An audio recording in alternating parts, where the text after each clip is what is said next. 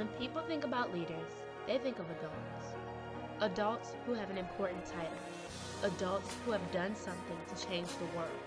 Or wealthy adults. People do not usually view leaders as being children or teenagers, and some may even question the success of a female put into a position of leadership. Most people would probably say that a leader is someone they can look up to. Even though all of these may be acceptable definitions of a leader, many people fail to realize that these are not the only things that define a true leader. 4 years ago, if someone asked me to tell them what I thought a leader was, my answer would have been the same as the responses that I just described. After being in the Leadership and International Relations program, I combined the things I learned and developed my own idea of what a truly successful leader is. I have learned that leaders can be of any age, come from anywhere around the globe, and be of any race or gender. Anybody can be a leader.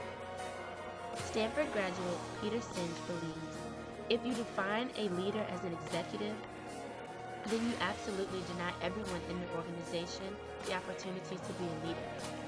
Personally, I would have to agree with that statement, simply because when we repeatedly select the stereotypical person as a leader, we take away another person's opportunity to prove themselves, and we take away their chance to make a difference, no matter how big or small that difference may be. It doesn't matter if the result is a negative or a positive one, as long as they're trying and the difference is being made. The world has most definitely seen its share of successful leaders who have all had negative goals in mind. So what really makes a good leader?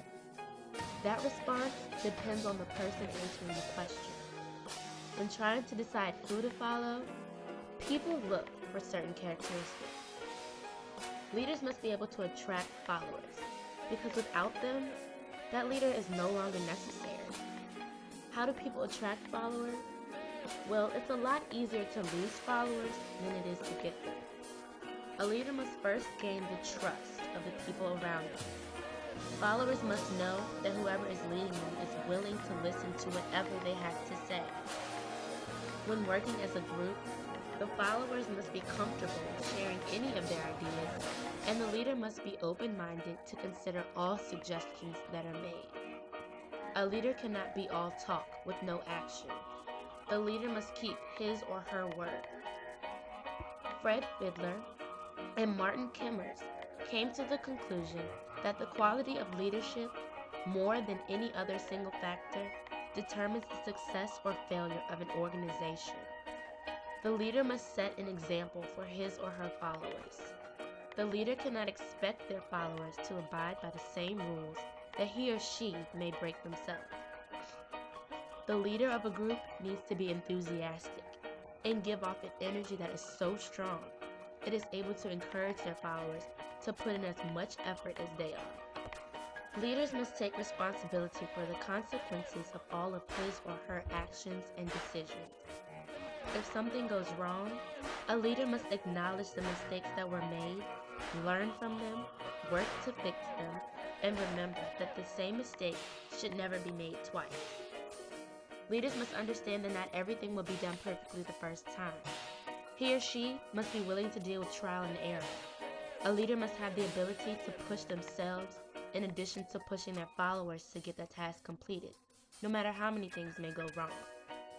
A major characteristic that helps make a leader successful is determination. By definition, according to the Merriam-Webster Dictionary, determination is the firm or fixed intention to achieve a desired end. Sometimes being a leader means taking a risk and choosing to do something, even if nobody else is willing to take that same risk, sometimes leaving an individual to work alone. A leader is a person who is not afraid to stand out and to be different.